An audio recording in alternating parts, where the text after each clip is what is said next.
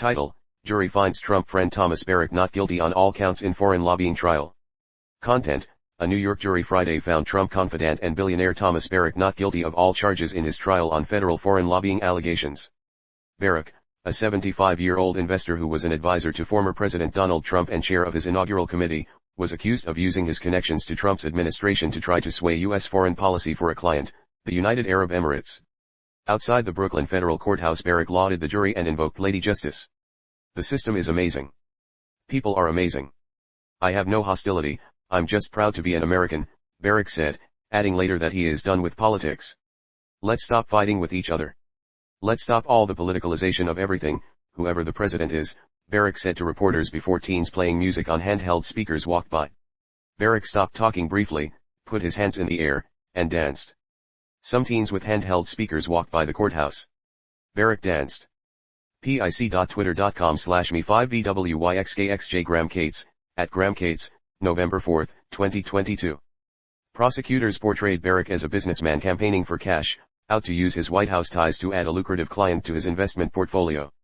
Barrack's defense said he was using his ties to the Middle East and the presidential administration to try to mediate disputes in a volatile but crucial region, an attempt to cap off a storied international investment career. The jurors, impaneled since September 19, deliberated for 2 days before reaching their verdict.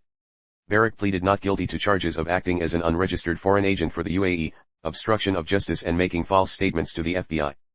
Prosecutors showed the jury text messages and emails sent in 2016 and 2017, during the presidential campaign and the early days of the Trump administration, in which Barrack and an employee of his firm, Colony Capital, appeared to relay talking points related to a wish list of UAE priorities. Barrack and the employee, Michael Grimes, communicated through a middleman with Tanoun bin Zaid Al Nahyan, a sheikh who is the UAE's national security advisor, prosecutors said. Prosecutors said Barrack's and Grimes' efforts garnered $374 million in new investments from a UAE sovereign wealth fund for their firm. Their defense said there was nothing illegal about their efforts to attract new investments, and noted that figure represented just 1% of the investment portfolio managed by Barrack's former company, which is now known as Digital Bridge. Grimes, 29, was also charged in the case. The jury found him not guilty of charges he acted as an unregistered foreign agent. The alleged middleman, an Emirati citizen who had been living in California, Rashid Al-Malik, was also charged with acting as an unregistered foreign agent. Al-Malik has not been located by authorities. After the verdict, Grimes said he felt grateful to the jurors and his parents, who attended the trial daily and who stood by me every single day.